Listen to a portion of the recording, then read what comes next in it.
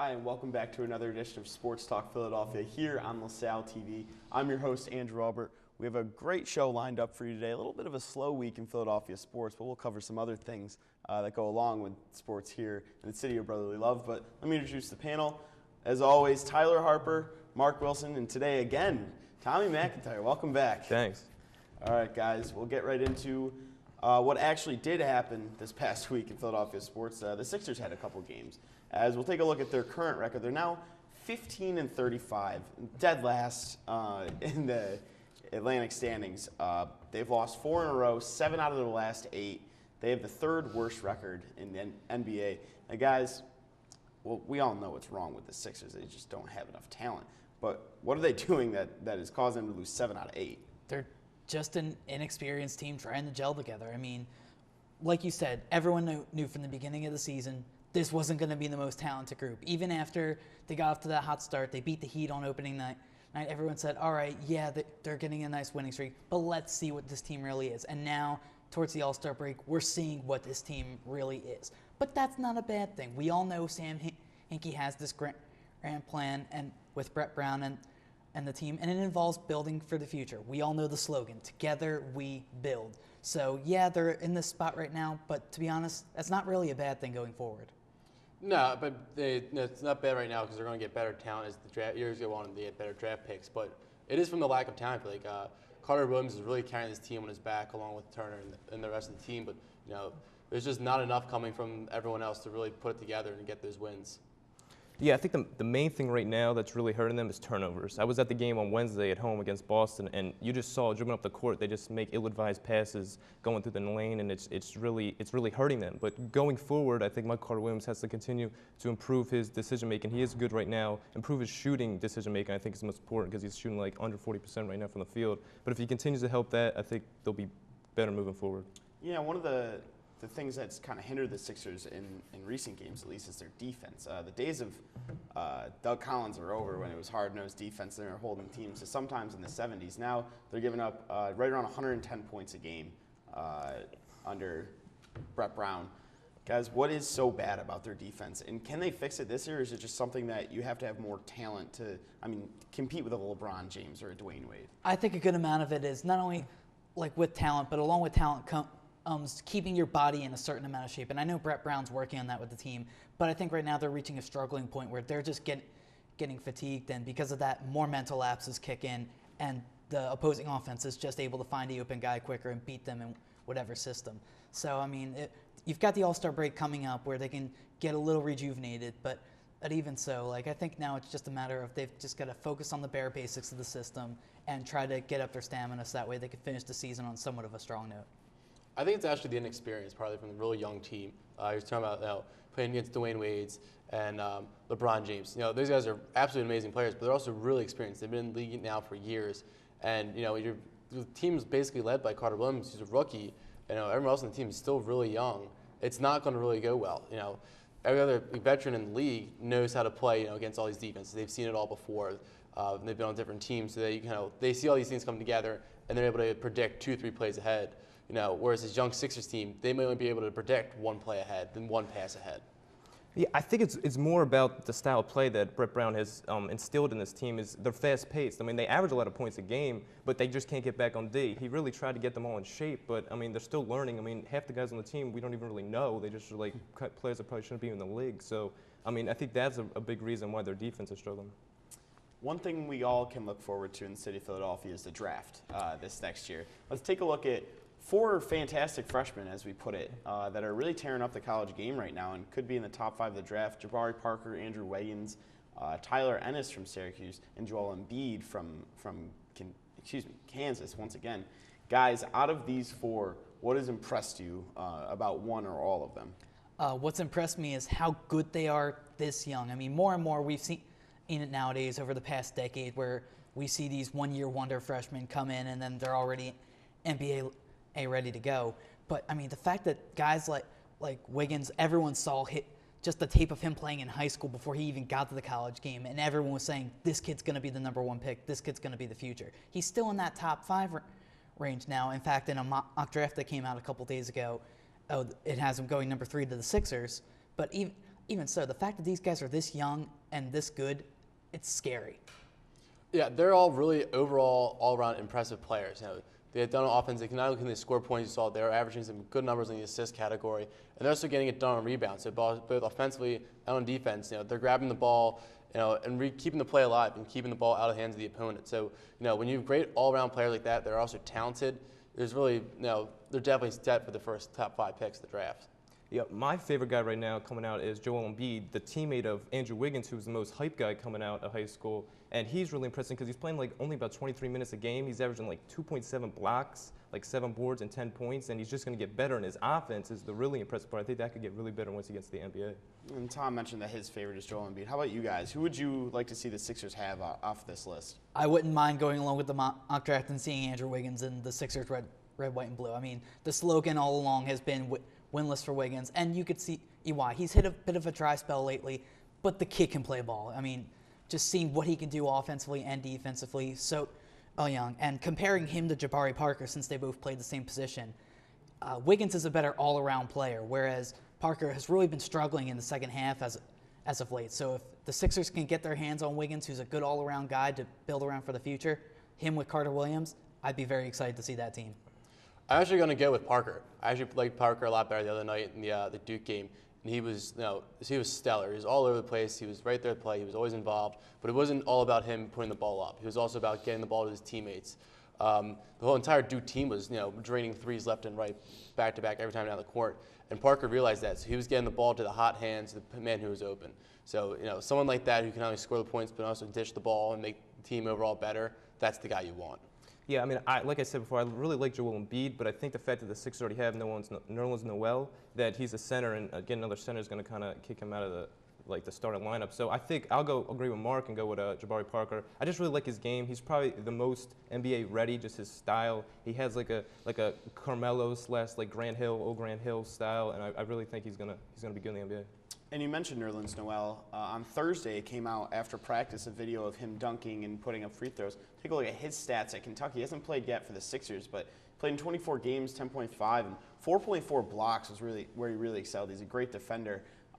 Guys, how excited are you that Nerlens is making progress on that torn ACL? Yeah, it's very good news to see the footage of him dunking in practice, hanging on the rim a little bit to kind of test out his legs, see where it stands. I'm really excited for this. I mean, this is supposed to be the big man of the future. We were all a little nervous. Yeah, he's been pushed back a couple times for his date, but it's not like Andrew Bynum where it seems like maybe not unnecessarily this season, maybe not depending on how his rehab goes in the second half. But we'll actually get to see him on the court in a Sixers uniform and see how he adjusts to the system with Brett Brown. Yeah, it's actually really great to see him practicing and on the court now, getting ready. But it actually makes me really nervous. Having a year off between between college and NBA. Any professional player would tell you there is a huge difference in their game, the speed of the game at least, between college and professional. And having a year off and not being able to adjust to that. So next year's gonna be his freshman season in the NBA really, and the Sixers are gonna turn to him big time. We're gonna look for a lot out of him, and I feel like he's just not gonna be up to that pace though. Yeah, I'm really eager to see Nerlens Noel play. I don't know if he's going to come back this season because, I mean, the season's basically over, so I don't think he's going to come back this season, but hopefully to start next season. But I'm really looking forward to see his shot. He was a really poor shooter in college, and he only shot 40% from the line, but Brett Brown has made it a significant push to get his shot back on track. He's trying to get him to a 70% free throw shooter, and that could be huge if he can get in the league with his defensive ability, his blocking shots, and then also be able to shoot would be incredible. Yeah, I agree with you guys. I don't think he's going to be back this year. I don't think there's any reason to bring him back this year. There was talk that he might play a couple games at the end of the season, kind of get his legs under him. To risk injury, I don't think it's worth it. That's a personal opinion. But we will move on to the same building, actually, the Philadelphia Flyers, who are preparing to take a long break for the Sochi Winter Olympics. So let's take a look at their remaining schedule. They have 26 games left. 23 are against what NHL.com calls quality opponents. They have 17 home games, just 9 away games left. They're tied with Detroit for the final playoff spot in the Eastern. So, guys, what do the Flyers have to do for the remainder, after, of course, the Olympics, to get themselves assured a playoff spot? Well, they've got to take advantage of these 2 weeks to, even though obviously they are for rest, and this team does look a little fatigued right now, they need to get their legs under them. And then just to come back and just be ready to go. I mean, 17 home games and just 9 road games. that plays huge to their benefit, even though they're facing a lot of quality teams. Everyone knows that Philadelphia loves the Flyers. The Wells Fargo Center is always an electric place to play. So if the Flyers can feed off that crowd energy, get their legs back under them from the winter break, and come in ready to play, I think things are going to look good and they could make the playoffs. Well, the obvious answer of what to do when they come back is obviously to win. But what they need to do in the break is they need to rest and practice. They have a couple guys going over to Russia to play in the Olympics. But for everyone else, take a couple of days off, rest, then back out on the ice. Work together as a team and really take this time is to improve themselves and get ready for those opponents coming up. 23 quality opponents out of the 26 games. You have a big task ahead of you, and you need to be on the ball 100% when you come back from break. Yeah, I mean, those 17 home games are definitely going to be helpful, very important to play in your home court. But I think their defense is definitely going to have to keep up. And then Steve Mason, he's actually been playing good this last little stretch. So if he can continue to play well, it's going to be looking good, and they can make the playoffs, definitely. And as Mark mentioned, there are some Flyers that are headed over to Russia to play some hockey in the original hockey land. Let's take a look. Raffle Street, Voracek, Timonen, and Mazaros are all headed over to Sochi to play in the Winter Olympics, which is exciting for them. Guys, who do you think is going to make the most impact for their respective countries? I think it's going to be Jake Voracek for the Czech Republic. I mean, over this past year, being the Flyers' leading scorer, being the Flyers' team MVP, he really has come into his own as a player these last couple seasons in Philadelphia. So to go over and play internationally for his homeland in Russia, of course, for Olympic-style hockey, they have the bigger rink, so it plays well for speedsters like Voracek, who can just go around and make just these nice long passes and give him a lot of scoring opportunities since he is a sniper. So I'm looking for Jake Voracek to really shine over there in Sochi. Yeah, I actually agree with Tyler. Voracek's definitely the guy to go with. He has a bigger rank, has more opportunities to score, and I think Voracek's actually just going to do really well. He's going to do one of the better players for the Olympics this year. Yeah, I think I'm going to agree with both of these guys. I mean, Timonen, he's been hurt this whole season, so I don't see him really doing very well in the Olympics. But Voracek, he's been great. I think he's going to hopefully use that scoring ability, that hard-nosed defense that he plays, and hopefully continue in the Olympics. Well, Tyler's kind of our hockey expert here on SportsTalk Philadelphia. So I asked Tyler, what differences do you see in the NHL game to the Olympic game? And how much more pride do the players take for playing for their home countries as opposed to an organization that pays them? Well, as far as differences go, like I said earlier, it's a bigger rink. There's the trapezoid in the NHL, which limits where the goalie can play the puck. That's not the case in international play, so the goalie could come out and play it wherever. And the bigger rink, like I said, all it really does is benefit the offense. Longer passes, so that we speedsters have so much room to work with, and it's really incredible to see all these international players go out and play for their country. And as far as pride goes, I mean, obviously, if you're playing for whatever country, whether it's U.S., Canada, Czech Republic, so on and so forth, if you have your country on the front of that jersey, you're going to take a lot of pride in that. You don't want to let your country down. Of course, you don't want to let your team down either, but obviously that national pride, it hits home for a lot more players. So because of that, you really see like heart and soul played out in these hockey games. So it's always exciting to watch whenever it's on. Now to Mark and Tom, are you excited to watch Olympic hockey as opposed to the NHL? Kind of a change of pace. Yeah, no, I definitely am. I actually like the Olympic hockey a lot better. It's the best players from around the world, playing for their homeland. I compared myself to college football. College football, the players are diehard for the pride and the love of the game. There's no paycheck involved with this. There's no paycheck involved with the Olympic Games. These guys are out there for the love of the game, for the love of their country, and so they're going absolutely, 100% to the ice. There's no holding back for the Olympics. Yeah, I'm very looking forward to the Olympics. Last Winter Olympics, it was really tough seeing Sidney Crosby score that winning goal. I was definitely watching the Olympics hard, and that was tough. So yeah, hopefully USA puts on a good show and cheering USA on. One guy that we're not talking about that will not be over in Russia, but rather will be back here in the States, is Claude Giroux for the Flyers. 26 years old. He's kind of the future of Team Canada, if I may say so. 18 goals, 37 assists for 55 points this year after a dreadful start for him. So he's really turned it around and playing really well. He got snubbed not once but twice. So guys, why didn't Claude Giroux get picked for the Olympic team? Your guess is as good as mine, because Claude Giroux is not only one of the top players in the Eastern Conference or on the Flyers, but in the league. He really is one of the mainstay players in this league for years to come. Like you said, he's the future of not only Team Canada, but the league itself, the NHL. But I also think that he really wants to be the present of Team Canada. He came out and said when he was snubbed that he was very disappointed that he didn't make the team, that General Manager Steve Yzerman didn't pick him. But nevertheless, Claude's Claude. I mean, he'll just use this as a fire. He's not going to let it be a distraction. And if he maybe gets a call in these last few days to go over, maybe he'll go over. But nevertheless, I don't think he'll let it bother him too much. I see no reason as to why he's not on the team, but except for maybe beginning of the year, he had that slow start, so maybe they weren't too sure, and they're starting to look at the players, how are they going to craft this team, what kind of strategy they're going to go with, what lines are going to work well together, and, you see a player like Claude Giroux, no matter how good he is, if he's on a cold streak, who knows how long he's going to be on that cold streak for. He might be on for a full season, and do you want to risk, trying to build some offense and team around him if he's not going to be good this year? So that's maybe one explanation as to why, but that's no explanation why he was left off the first time. Yeah, I mean, for the second time, Martin St. Louis isn't too bad of a play. He's having a phenomenal year, 38 years old for the Lightning. But I think what Mark was saying, how he had a slow start, that probably made them just not. I didn't think they felt as confident early, and now there's too many good players for Team Canada. Now, guys, you're the general manager of an organization. Do you want to see your guys go play for the Olympics? The guys that you pay to take the ice night in and night out, risk injury to go play for free? It's a mixed bag. I mean, yeah, on the other hand, you're getting those players out there to get exposure, but in the same token, injury could happen. Obviously, injury could happen because, like we said earlier, those guys are playing for their country, so they're going to go 110% every game. So I'd kind of want to, depending on the player, maybe if it's a lesser player too, just to see, but nevertheless, it's cool to see him.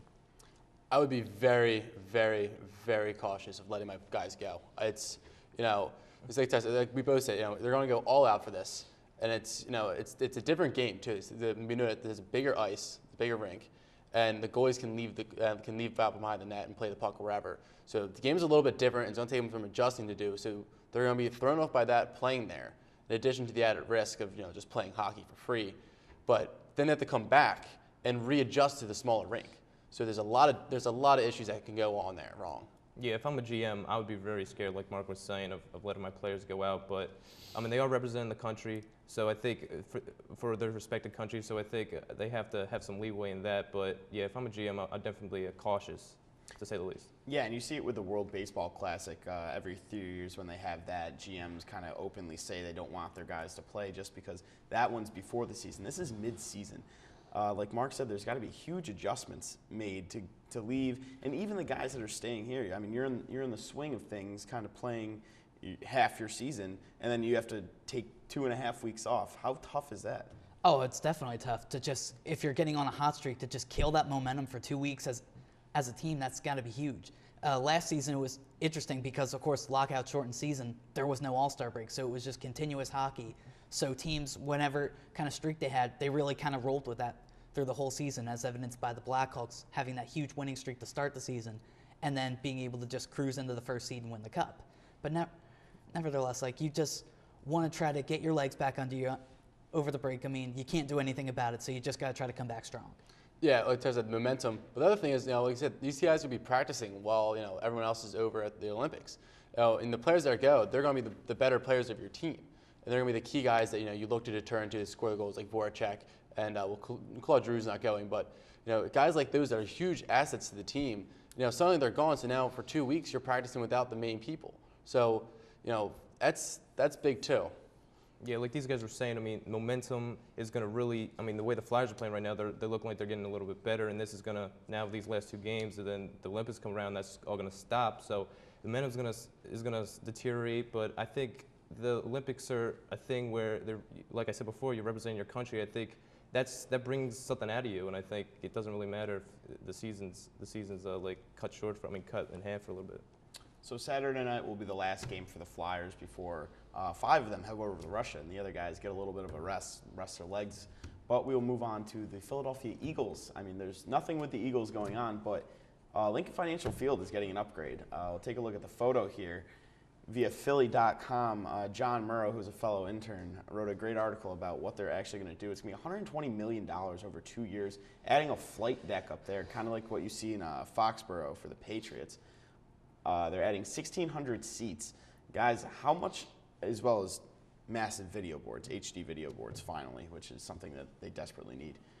How much is this going to improve the fan experience at Lincoln Financial Field? It'll be impressive because us more of a presence, and if you can get more people into that building and make sure that they're great seats, that they're all good seats, because obviously there are bad seats in every stadium. But if you can get more crowd noise into there, I'm all for it. I mean, it's very exciting, and plus with the new HD video boards, Lincoln Financial Field's upgrading their technology like Citizens Bank Park did a couple years ago. So it'll be very cool to see that fan experience strengthen and become even more of a madhouse on Sundays for opposing teams. Yeah, at least for the first couple of seasons, the energy in the stadium is going to be like double. As Tyler mentioned, Citizens Bank Park redid their Jumbotron, and that Jumbotron is absolutely amazing. It's 10 times better than what they had before, and adding 600 seats to make the stadium that much louder. And also, there's some talk about Philadelphia trying to put a bid in for the Super Bowl, and that is, however true or may not it be, that extra 600 seats is definitely something that's going to aid the Eagles' efforts to host the big game. Yeah, I'm definitely looking forward for the new renovations. I've only been fortunate to go to one Eagles game, and the stadium's nice, but I feel like Citizens Bank Park across Broad Street is a lot more fan-oriented. It has you feel more Philly there, and I think Eagles fans don't feel as more Philly when you go to Lincoln Financial Field, but hopefully these renovations will improve that. Yeah, and Mark Wilson here stealing my thunder. The next talking point was the Eagles trying to host a Super Bowl. The last one at MetLife Field, cold weather Super Bowl, was somewhat of a success. It was also in the 50s, an unseasonably warm day in East Rutherford, New Jersey, just up the turnpike. But guys, what realistically could the Eagles in this city host a Super Bowl? They absolutely could, because like you said, the New York Super Bowl was a success, and they kind of dodged a bullet, seeing as we had that little blizzard the next day. So unfortunately, it is all a matter of timing, because you can get the bid great, but now you just got to worry about if Mother Nature is going to cooperate, because there's always the fear of, a snowy game, possibly moving the game, possibly affecting travel plans. So it'd be cool to see, because it'd be cool for that revenue to get to the city. Mayor Nuther's definitely pushing for it. So I'm very interested to see what happens if Philadelphia could secure a Super Bowl bid. Yeah, I think they have a good shot at it now that they're adding these extra seats, because that was one of the issues before. Now, big game Super Bowl tickets go for hundreds and thousands of dollars. So the NFL wants to get as many people into these stadiums as they possibly can. So an extra 600 seats is great. But Philadelphia also has a lot of hotels. They have great nightlife, great restaurants. So it's all going to be big revenue for the city. And I think Eagles and the city play it right, they can definitely get the game here. I mean, I would love to see a Super Bowl in Philly, but I think I heard a comment one guy said when this question was asked that unless they host in June or July. So unless you're getting a dome, in Philly, it's going to be pretty tough. I mean, like Tyler's saying, they dodged the bullet. I think NFL was scared. It looked like the blizzard was going to hit on Sunday, and they would have to move the Super Bowl forward or backwards. So it's going to be pretty tough to see a Super Bowl in Philly. Does the Super Bowl at MetLife kind of set a standard that we can have cold weather Super Bowls, or does it say that the NFL got lucky and they just kind of hold off there? Well, I don't know if we could say that they really got lucky until we see a Super Bowl in somewhat snowy conditions. So I don't know if you can really tell, because even if there is snowfall, it could just be mild snowfall, which would be a cool little setting, or it could be a snowball like the Eagles had against the Detroit Lions back in December. You don't know. So because of that I don't know if you can really say about cold weather Super Bowls until we actually see a snowy Super Bowl. Yeah, they dodged a bullet with the snow, but we know there was still a lot of snow that came down on Monday. So who knows? Yeah, I mean, MetLife Stadium, it was like 50 degrees, so they were expecting a lot colder than that. If we actually saw if it was actually like 25 degrees and maybe a little snow was coming down and it still wound up being a nice game, then that would have been interesting to see. But it was just 50 degrees. It was like a regular game. Right, and it'll be interesting to see if Philadelphia can hold a Super Bowl. It'd be really cool to see it in the city. I think the fans would definitely come out and for all of the fanfare, the media day, everything. But we'll move on to our Fast Five segment here on Sports Talk Philadelphia. First question to Tyler. Who's under more pressure in this year's draft, the Eagles or the Sixers? I'm going to say the Eagles, because the Eagles were actually able to make the playoffs first year under Chip Kelly. So it'll be very interesting to see what tools they could add to go further in the playoffs. All right, Mark. How long will the college one-and-done rule be in effect? New NBA commissioner, you think he's going to change it? I think he might. That could really happen. We see these players come in, and as great it is, as much hype as it build up, some of these players aren't as developed as they think they are, and that's where it really hurts the players and hurts the teams. So I think for better play, they're going to wait at least make it 2 years. All right, Tom. If you're a GM for a hockey team and you're choosing for an Olympic team, are you picking your own player, or are you kind of leaving him home? I would probably leave him I don't know. No, I'll probably set him just because if he really is a nice player and you want to, and especially if he's representing his team, Canada or USA, wherever he is, I would let him go. Just be cautious. All right, Tyler, with the Lincoln Financial Field renovations, what's the best stadium you've ever been to? Best stadium I've ever been to, I think it's Citizens Bank Park. It's a great stadium, not a bad seat in the house. From up top to down low, close to the base lines, it's just a beautiful ballpark all around. All right, and Mark, and this might go to everyone. What's your favorite Winter Olympic sport to watch? Favorite? I say bobsledding.